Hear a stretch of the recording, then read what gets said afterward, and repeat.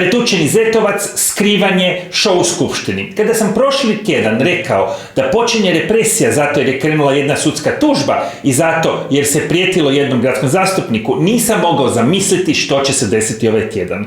I da, desile su se nevjerovatne stvari. Znači, kada represija krene, to ide iz goreg u gore. Napadnut je zetovac, Neven Brnjas, bio sam svjedokom tog događaja.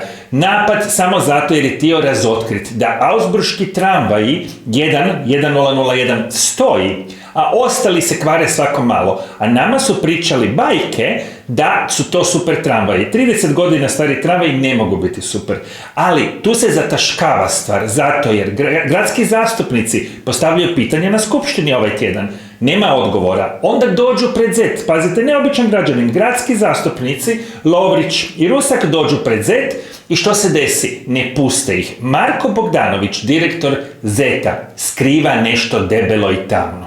Što Marko Bogdanoviću skrivaš? Zašto skrivaš? I što je to u Zetu što građani ovog grada, gradski zastupnici, ne mogu znati?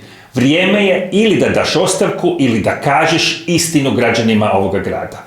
Onda imamo show u skupštini. Iz gradskog zastupnika Dejana Kljajića se izbacuje zato jer govori istinu. A šta je istina? Istina je da Možemo zapošljava svoje simpatizere. Dejan Kljajić je nabrajao imena, možete slobodno pogledati u drugom videu, nabrajao je imena i rekao je točno imenom i prezimenom tko je povezan sa Možemo i kako je dobio posao u Zagrebačkoj upravi, odnosno holdingu.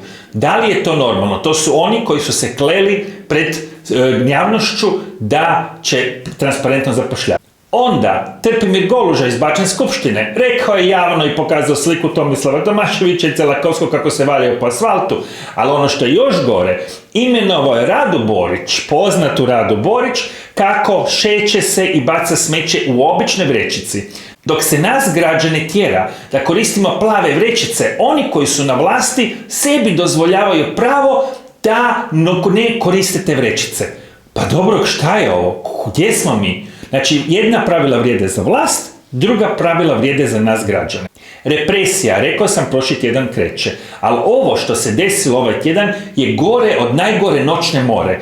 Ja ne mogu uopće zamisliti što nas čeka u sljedećem tjednu. Jer znate kako je to na vlasti? Pogledajte kako je sada pao režim Asadov u Siriji danas. Znači, režim je najgori pred pad i onda kreće represija.